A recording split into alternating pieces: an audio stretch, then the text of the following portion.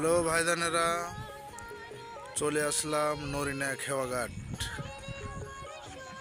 1990 সালে এরকম অনেক জায়গায় নৌকোয় করে গাড়ি পারাপার হতো। সেই দৃশ্য আজ 2024 সালেও দেখা যাচ্ছে নরিনা খেওয়াঘাটে। দূর দূরান্তর মানুষ এই পথ দিয়েই যাতায়াত করে, এই জায়গা দিয়েই। এই খেওয়া ছাড়া আর এলাকার মানুষের যাওয়ার আর কোনো রাস্তা নেই। এটাই একমাত্র রাস্তা।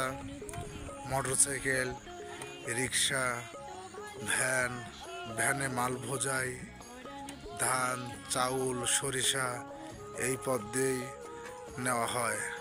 নরিনা খেওয়াঘাট পার হয়ে সবাই যাচ্ছে সাজাদপুরের উদ্দেশ্যে। আপনারা দেখুন, এখনো আগের দিনের মতো মানুষ নৌকায় এভাবেই যাতায়াত করে, এভাবেই পার হয়।